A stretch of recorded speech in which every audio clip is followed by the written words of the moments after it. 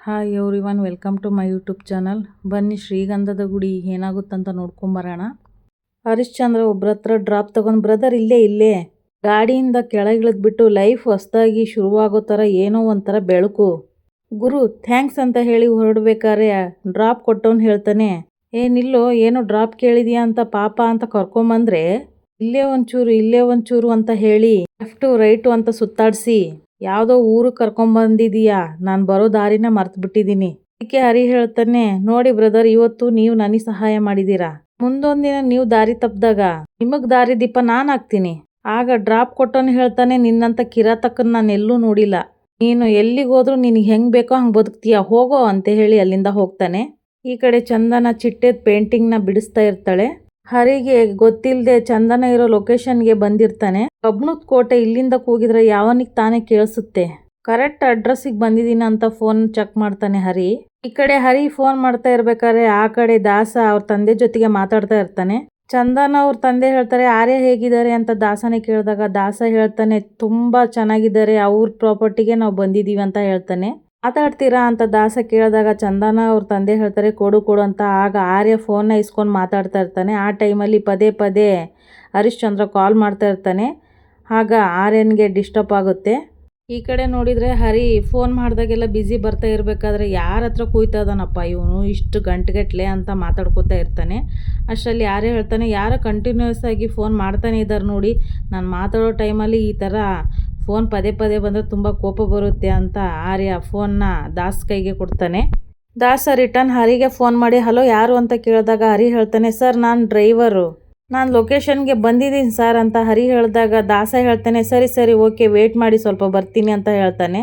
ಈ ಕಡೆ ಚಂದನ ಪೇಂಟಿಂಗ್ ಮಾಡ್ತಾ ಇರ್ಬೇಕಾದ್ರೆ ದಿವ್ಯ ಅಲ್ಲಿಗೆ ಚಂದು ಅನ್ಕೊಂಡು ಬರ್ತಾಳೆ. ನೀನು ಇಲ್ಲಿದೀಯಾ, ಮುಖ ಗಂಟು ಹಾಕ್ಕೊಂಡು ಎಲ್ಲರ ರೂಮಲ್ಲಿ ಕೂತ್ಕೊಂಡಿದೀಯಾ ಅಂತ ಅಂದ್ಕೊಂಡೆ, ಎಲ್ಲ ಕಡೆ ಹುಡುಕ್ತಾ ಇದ್ದೆ, ಆದರೆ ನೀನು ನೋಡಿದ್ರೆ ಇಲ್ಲಿ ಅಂತ ನೋಡಿ ಪೇಂಟಿಂಗ್ನ ನೋಡ್ಬಿಟ್ಟು ಶಾಕ್ ಆಗಿ, ಎಷ್ಟು ಚೆನ್ನಾಗಿ ಬಿಡಿಸಿದೀಯಾ ಚಂದು ನೀನು, ಇದು ಪೇಂಟಿಂಗ್ ಅಥವಾ ಫೋಟೋಗ್ರಾಫಾ? ಆಗ ಚಂದನ ಹೇಳ್ತಾಳೆ, ಅಷ್ಟೊಂದೆಲ್ಲ ಬಿಲ್ಟಪ್ ಬೇಡ, ಈ ಕಡೆ ರೆಕ್ಕೆಯಲ್ಲಿ ಯಾವ್ದಾರು ಏನಾದರೂ ಒಂದು ಮಿಸ್ ಆಗ್ತಾ ಇತ್ತು, ಆದರೆ ಇವತ್ತು ಪೂರ್ಣ ಆಗಿದೆ ಅಂತ ಹೇಳ್ತಾಳೆ. ದಿವ್ಯ ಹೇಳ್ತಾಳೆ, ಎಲ್ಲ ಆರ್ಯನ್ ಮನೆ ಮಹಿಮೆ, ಹೇಗಿದ್ರು ಈ ಮನೆ ಸೊಸೆ ಆಗಳಲ್ವಾ ನೀನು, ಒಳ್ಳೆ ವೈಬ್ಸ್ ಅಂತೂ ಇದೆ ಅಂತ ಆಯ್ತು. ಆಗ ಚಂದು ಹೇಳ್ತಾಳೆ, ಬೆಳಿಗ್ಗೆ ನಾನು ಎದ್ದಾಗಿಂದ ಪಾಸಿಟಿವ್ ವೈಬ್ಸ್ ಅಂತೂ ಇದೆ. ಈ ಕಡೆ ಹರಿನೂ ಒಳಗಡೆ ಬರ್ತಾನೆ. ಆಗ ದಿವ್ಯ ಹೇಳ್ತಾಳೆ, ಸರಿ ನಿನಗೆ ಫೋಟೋ ತೆಗಿತೀನಿ, ಆ ಪೇಂಟಿಂಗ್ ಪಕ್ಕ ನಿಂತ್ಕೋ ಅಂತ ಹೇಳಿ ಸ್ವಲ್ಪ ಸ್ಮೈಲ್ ಕೊಡಮ್ಮ ಅಂತ ಹೇಳ್ತಾಳೆ. ಪೇಂಟಿಂಗ್ ನೀನಾ ಅಥವಾ ಅದ ಅಂತ ನನಗೆ ಗೊತ್ತಾಗ್ತಾ ಇಲ್ಲ. ಮತ್ತೆ ದಿವ್ಯ ಹೇಳ್ತಾಳೆ, ಪೇಂಟಿಂಗ್ನ ಕೈಯಲ್ಲಿ ಹಿಡ್ಕೊ ಚಂದು ಅಂತ ಹೇಳ್ತಾಳೆ. ಆ ಪೇಂಟಿಂಗ್ನ ಕೈಯಲ್ಲಿ ಹಿಡ್ಕೊಂಡು ಸ್ವಲ್ಪ ಹಾರೋ ಥರ ಮಾಡು, ಫೋಟೋ ಸಖತ್ತಾಗಿ ಬರುತ್ತೆ ಅಂತ ಹೇಳಿ ಪ್ರಯತ್ನ ಪಡಿಸ್ತಾ ಇರ್ತಾಳೆ. ಅಷ್ಟರಲ್ಲಿ ಆ ಪೇಂಟಿಂಗ್ ಹಾರೋಗಿ ಹರಿಶ್ಚಂದ್ರನ ಮೇಲೆ ಬೀಳುತ್ತೆ. ಅದನ್ನು ಕೈಯಲ್ಲಿ ಹಿಡ್ಕೊಂಡು ನೋಡ್ತಾ ಇರ್ತಾನೆ. ಅಷ್ಟರಲ್ಲಿ ಆರ್ಯ ಮತ್ತು ದಾಸ ಅಲ್ಲಿಗೆ ಬರ್ತಾರೆ. ಹರಿನ ಅವ್ರ ಮನೆ ಹತ್ರ ನೋಡ್ತಿದ್ದ ಹಾಗೆ ಆರ್ಯನ್ಗೆ ತುಂಬ ಕೋಪ ಬರುತ್ತೆ. ನೀನಾ ಅಂತ ಆರ್ಯ ಕೇಳಿದಾಗ ಹರಿ ಅಂತಾನೆ, ಅಯ್ಯಯ್ಯೋ ಹರಡಿ ನನ್ನ ಮಗ ಅಂತ ಸನ್ನೆಯಲ್ಲಿ ಹೇಳ್ಕೊತಾ ಇರ್ತಾನೆ. ಅಷ್ಟರಲ್ಲಿ ಆರ್ಯ ಹೇಳ್ತಾನೆ, ವಾಟ್ ಯು ಸೇ? ದಾಸ್ ಇವನೇನು ಮಾಡ್ತಾ ಇದ್ದಾನೆ ಇಲ್ಲಿ? ದಾಸ ಕೇಳ್ತಾನೆ, ನೀವ ಡ್ರೈವರು? ಈ ಕಡೆ ಹರಿ ಆಶ್ಚರ್ಯದಿಂದ ಕೇಳ್ತಾನೆ, ನೀವ ಕರೆದಿದ್ದು? ದಾಸನಿಗೂ ಹರಿಗೂ ಶಾಕ್ ಆಗೋಗುತ್ತೆ, ನಾನು ಇವ್ರ ಮನೆ ಕೆಲಸಕ್ಕೆ ಬಂದಿದ್ದೀನ ಅಂತ ಅನ್ಕೊತಾನೆ. ಅಷ್ಟರಲ್ಲಿ ಚಂದನ ಅಲ್ಲಿಗೆ ಬಂದ್ಬಿಟ್ಟು ನನ್ನ ಪೇಂಟಿಂಗು ಅಂತ ಹೇಳ್ತಾಳೆ. ಆಗ ಹರಿ ಅವಳನ್ನ ನೋಡ್ತಿದ್ದಂಗೆ ಶಾಕಾಗಿ ಅಲ್ಲೇ ನಿಂತ್ಕೊಂಡ್ಬಿಡ್ತಾನೆ, ಅವಳನ್ನೇ ನೋಡ್ಕೋತಾ. ಹರಿ ಹೇಳ್ತಾನೆ, ಇದು ನಿಮ್ಮ ಪೇಂಟಿಂಗ ಅಂತ ಹೇಳಿದಾಗ ಚಂದನ ಹೂ ಅಂತ ಹೇಳ್ತಾಳೆ. ಅಷ್ಟರಲ್ಲಿ ಆರ್ಯ ಪೇಂಟಿಂಗ್ನ ಕಸ್ಕೊಂಡು ಅವಳಿಗೆ ಕೊಟ್ಬಿಟ್ಟು ಒಳಗಡೆ ಹೋಗು ಅಂತ ಹೇಳಿ ಗದರಿ ಕಳಿಸ್ಬಿಡ್ತಾನೆ. ಈ ಕಡೆ ಇವನು ಡ್ರೈವಿಂಗಿಗೆ ಕೆಲ್ಸಕ್ಕೆ ಬೇಡ, ಇವನ್ನ ಕಳಿಸ್ಬಿಡು ದಾಸ್ ಅಂತ ಆರ್ಯ ಹೇಳಿದಾಗ ಹರಿ ಹೇಳ್ತಾನೆ, ಸರ್ ಅಂತ ದಾಸನ ಹತ್ರ ಹೋಗಿ, ನೀವು ಕಳಿಸ್ಬಿಟ್ರೆ ಕೆಲ್ಸಕ್ಕೆ ತೊಂದರೆ ಆಗ್ಬಿಡುತ್ತೆ ಸರ್, ಓನರ್ ಬೈತಾರೆ ಪ್ಲೀಸ್ ಸರ್. ಆಗ ಆರ್ಯ ಹೇಳ್ತಾನೆ, ಜಸ್ಟ್ ಗೆಟ್ ಔಟ್, ಹೋಗ್ತಾ ಇರು. ಹರಿ ಹೇಳ್ತಾನೆ, ಸಾರಿ ಸರ್, ನೆನ್ನೆಗೆ ನಾಳೆಗೆ ಹಳೆ ದ್ವೇಷನೆಲ್ಲ ಮನ್ಸಲ್ಲಿ ಇಟ್ಕೋಬೇಡಿ ಸರ್, ಪ್ಲೀಸ್ ಸರ್. ಈ ಕಡೆ ಆರ್ಯ ಪದೇ ಹೇಳ್ತಾನೆ, ದಾಸ್ ಕಳಿಸ್ತಿರೋ ಇಲ್ವೋ? ದಾಸ ಹೇಳ್ತಾನೆ, ಮಿಸ್ಟರ್ ಹರಿ, ನಮಗೆ ನೀವು ಬೇಡ, ಬೇರೆ ಡ್ರೈವರ್ನ ನಾವು ನೋಡ್ಕೊಳ್ತೀವಿ, ನೀವು ಇಲ್ಲಿಂದ ಹೊರಡಿ ಅಂತ ಹೇಳಿದಾಗ ಮತ್ತೆ ಹರಿ ಅವ್ರನ್ನ ಕನ್ವಿನ್ಸ್ ಮಾಡೋಕ್ಕೆ ಪ್ರಯತ್ನ ಪಡ್ತಾನೆ. ಸಾರಿ ಸರ್, ನನಗೆ ನೆನ್ನೆ ನಂದೇ ತಪ್ಪು ಸರ್.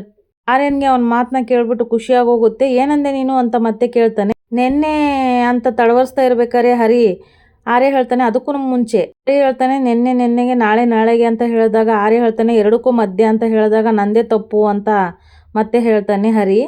ಸಾರಿ ಸರ್, ನಂದೇ ತಪ್ಪು.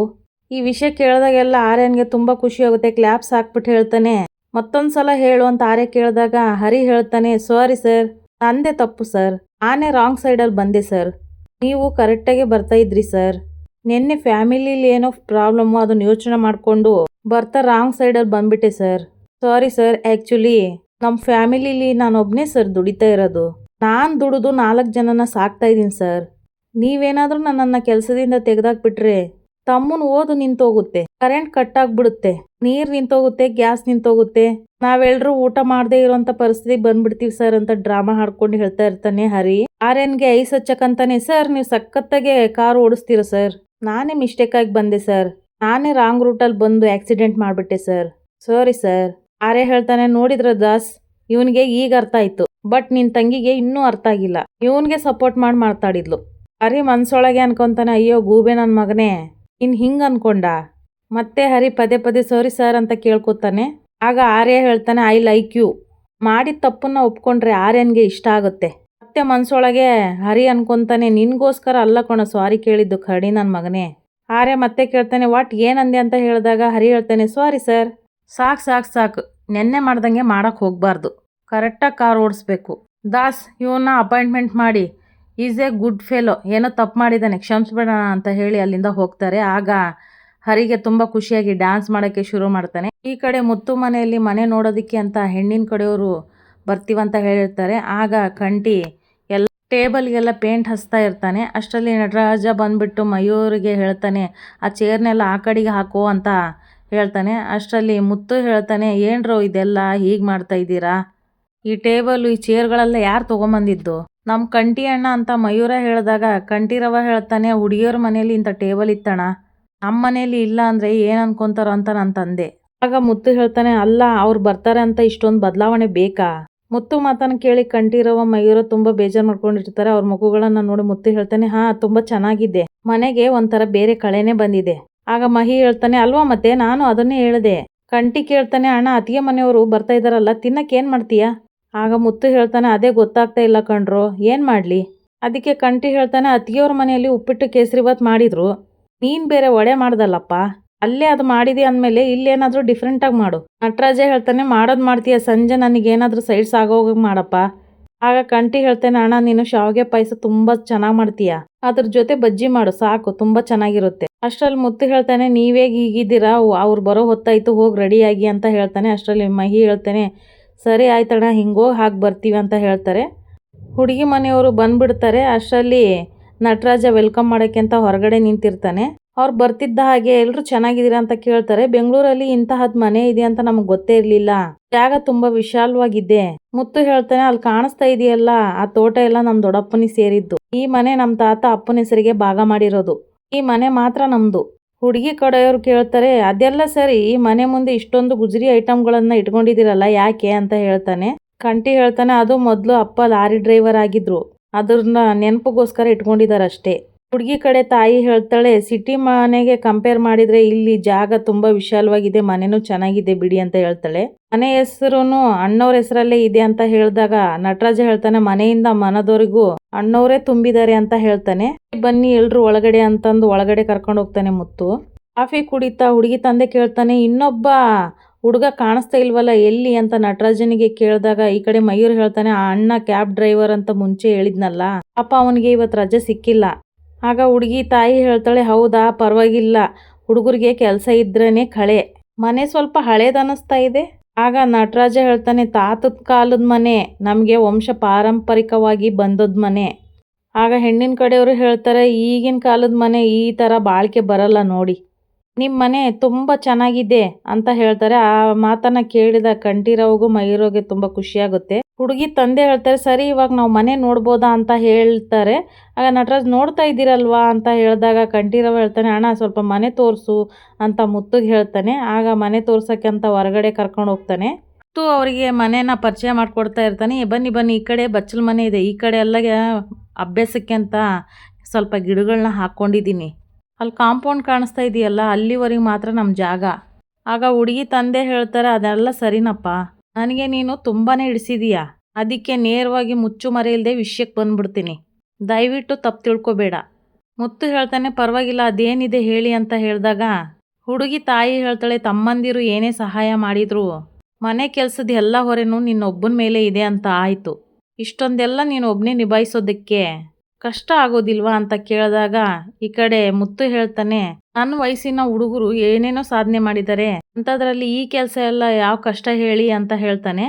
ಅದು ಅಲ್ಲದೆ ಇದು ನನ್ನ ಮನೆ, ನನ್ನ ತಮ್ಮಂದಿರು, ಅವ್ರು ನೋಡ್ಕೊಳ್ಳೋದ್ರಲ್ಲೇ ನನಗೆ ಖುಷಿ ಇದೆ. ನಾನು ಈ ಕೆಲಸನೆಲ್ಲ ಖುಷಿಯಾಗಿ ಮಾಡ್ತೀನಿ. ಹುಡುಗಿ ತಾಯಿ ಹೇಳ್ತಾಳೆ, ಅಂದರೆ ಅವ್ರನ್ನೆಲ್ಲ ನೀನು ಇಷ್ಟು ದಿನ ಖುಷಿಯಾಗಿ ನೋಡ್ಕೊಂಡಿದೀಯಾ, ಆದರೆ ಇನ್ಮೇಲೆ ನಿಂದೆ ಅಂತ ಒಂದು ಸಂಸಾರ ಆದಮೇಲೆ ನೀನು ಅದ್ರ ಕಡೆನೂ ಸ್ವಲ್ಪ ಜವಾಬ್ದಾರಿ ಕೊಡಬೇಕಲ್ವೇನಪ್ಪ. ಆಗ ಅವ್ರ ಮಾತನ್ನು ಕೇಳಿ ಮುತ್ತು ಹೇಳ್ತಾನೆ, ಅಮ್ಮ ತೀರ್ಕೊಂಡಾಗ ಅವ್ರಿನ್ನೂ ಚಿಕ್ಕ ಮಕ್ಕಳು. ಹಾಂ, ನಾನು ಚಿಕ್ಕೋನೇ, ಆದರೆ ಒಂಚೂರು ದೊಡ್ಡವನಷ್ಟೇ. ಅಮ್ಮನ ಪ್ರೀತಿನ ನಾನು ನೋಡಿದಷ್ಟು ಅವ್ರು ಯಾರೂ ನೋಡೇ ಇಲ್ಲ. ನನಗೆ ಸಿಕ್ಕಿದ್ದ ಅಮ್ಮನ ಪ್ರೀತಿ ಅವ್ರಿಗೆ ಸಿಗಬೇಕು ಅನ್ನೋದೇ ನನ್ನ ಆಸೆ. ವಯಸ್ಸಲ್ಲಿ ನಾನು ಅಣ್ಣ ಆದರೂ ನನ್ನ ಮನಸ್ಸಲ್ಲಿ ಇನ್ನೂ ಅವ್ರು ನನ್ನ ಮಕ್ಕಳೇ ಅಂತ ಹೇಳಿದಾಗ ಹುಡುಗಿ ತಂದೆ ಹೇಳ್ತಾರೆ, ಈಗಿನ ಕಾಲದಲ್ಲಿ ಈ ಥರದ ಹುಡುಗ ಸಿಗೋದು ತುಂಬ ಅಪರೂಪ. ಆದರೆ ನೀನು ನಿನ್ನ ಜೀವನ ಅಂತ ನೋಡ್ಕೋಬೇಕಲ್ವಾ. ಇದನ್ನೆಲ್ಲ ನಿನಗೆ ಯಾಕೆ ಹೇಳ್ತಾ ಇದ್ದೀವಿ ಅಂತ ಅಂದರೆ, ಈ ಮನೇಲಿ 5 ಜನ ಗಂಡಸರೇ ಇದ್ದೀರಾ. 5 ಜನ ಗಂಡಸರಿರೋ ಮಧ್ಯೆ ನನ್ನ ಮಗಳು ಒಬ್ಬಳನ್ನೇ ಕಳಿಸೋದಿಕ್ಕೆ ನಮಗೂ ಸ್ವಲ್ಪ ಯೋಚನೆ ಆಗುತ್ತಲ್ವಾ.